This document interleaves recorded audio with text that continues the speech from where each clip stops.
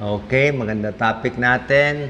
9 bad habits na nakakasira sa brain natin, sa utak natin, ha? Dati gusto ko maging neurologist kasi napakaganda ng utak, brain, pero cardio na lang na aral ko. So, brain, ano mga nakakasira sa utak? Baka meron dito, hindi nyo pa alam.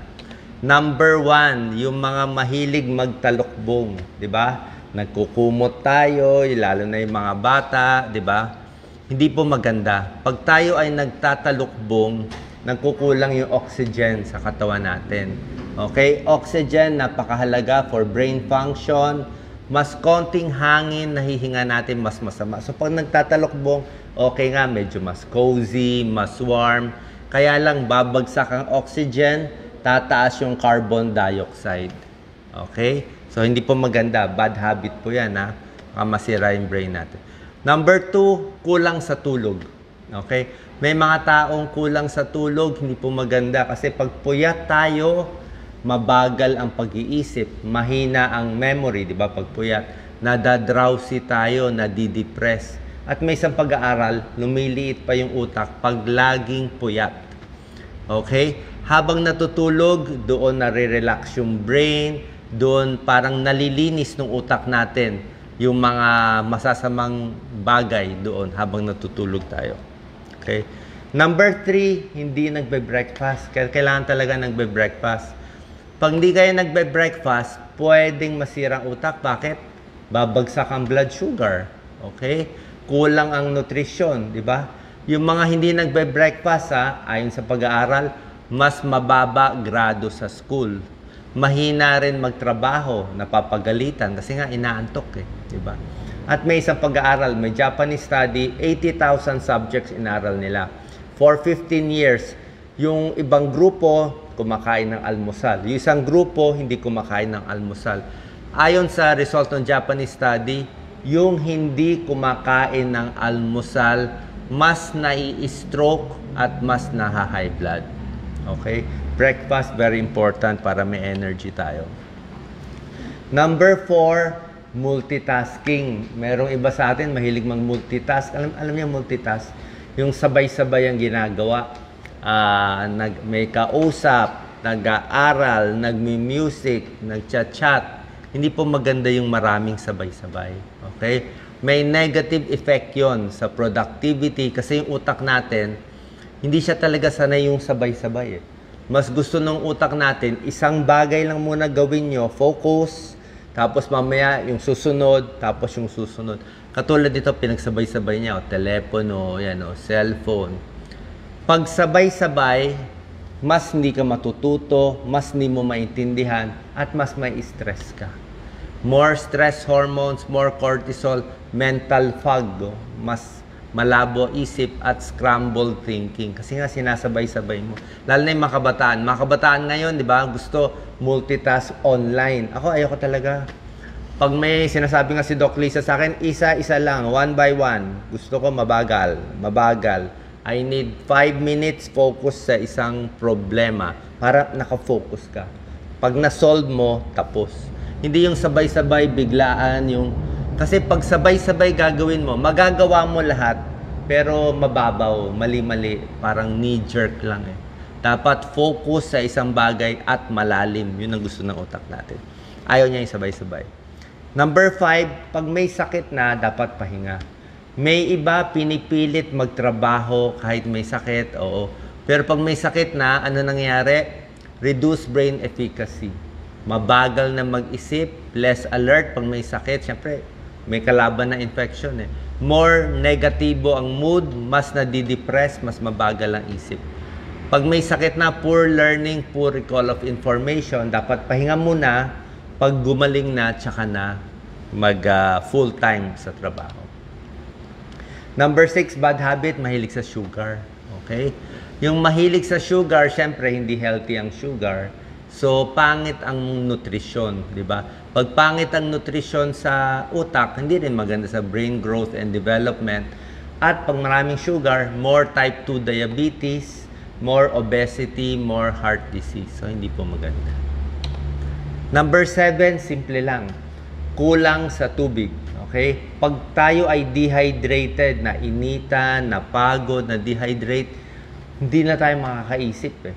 Basta na dehydrate ang tao, ayan na effect of dehydration immediately. Hindi makaka-test, hindi makaka-aral, hindi makaka-decide, hindi makaka-problem solving, coordination, attention. Kailangan kompleto sa tubig.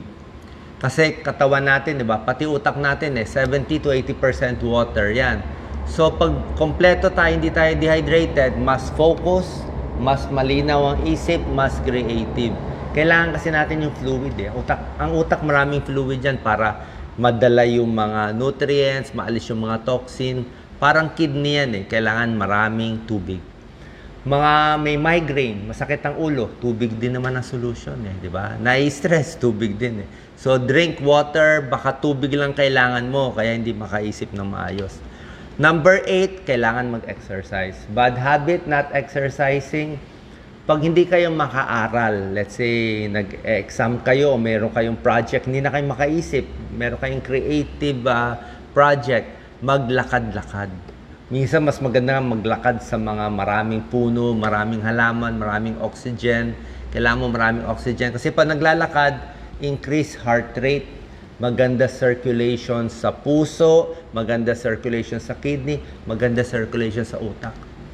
Yung isang sikat na poet, Robert Frost, yung napakagaling na poet, sobrang sikat yan. Paano siya nagsusulat? Everyday naglalakad siya 1 to 2 hours sa woods. Napakagaling. Doon niya nakukuha yung inspiration niya. Circulation, very important. Exercise, bawas stress. More mobility, more stretching. Nakakabata ang exercise.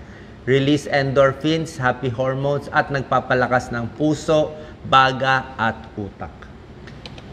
Number 9, tigil alak, tsaka sigarilyo. Common sense naman, di ba? Pag nalasing ka, ano problema, di ba? Pag nalasing ka, yung utak ang may diferensya. Wala kang balance, utak yun Nabubulol. Para ka nang na-stroke, di ba? Pag nalasing, bulol, hindi makalakad, bigla na lang babagsak. Kasi nga, nabababad ng alcohol yung utak natin. Ulitin ko, yung alak, nabababad yung utak natin. Kaya tayong nalalasing.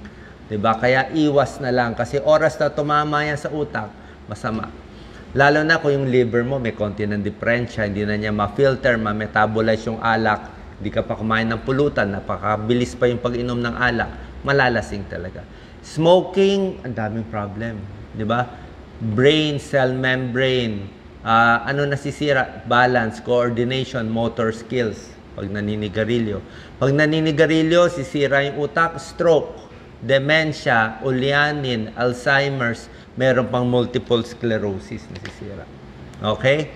Finally, ito summary ng bad habits for the brain, good habits for the brain. Ito yung mga bad habit, sinabi ko sa inyo, kulang sa tulog, walang exercise, konting araw, maganda rin, very sugary foods, hindi maganda. Ang maganda yung exercise at bawas sugar. Maalat, hindi rin maganda, high blood, sigarilyo, alak, maganda maraming kausap. Maraming kausap, better. Kailangan lagi rin ginagamit yung utak. Crossword, sudoku, puzzle, laging very stressful, bad din for the brain. Tsaka yung sinabi ko nga, nagtatalokbong. Tsaka yung polluted environment, pollution, bad for the brain. Dagdag ko na rin yung masyadong maingay yung music. Meron na i-stress yun sa lakas ng music. Healthy foods for the brain, nuts, gulay, di ba? Mani, pampatalino, gulay, broccoli, cauliflower, sari-sari yan. Pwede po lahat. Basta wag lang yung matataba, makolesterol na nagbabara sa ugat natin. Manage stress, ito po, bawas alcohol, regular check-up finally. Kailangan regular ang check-up natin, high blood, diabetes, cholesterol para hindi magbara sa utak. Minsan nagbibigay ang doktor niya ng pampalabnaw ng dugo, yung mga aspirin, clopidogrel, pampalabnaw din yan, may tulong din sa utak. Merong omega-3 fatty acids, fish oil, may tulong din. And finally, wag mababagok. Yung mga bata, wag kayong magpapasuntok sa ulo. Wag magpapasuntok, wag magpapatakip dito, mawawala ng oxygen, magsusuot ng helmet.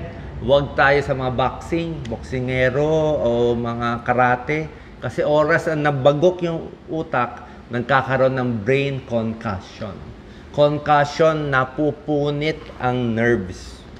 CT scan normal, MRI normal, pero napupunit. Kaya tingnan nyo yung mga boxer at iba talaga nabubugbog o yung mga wrestler.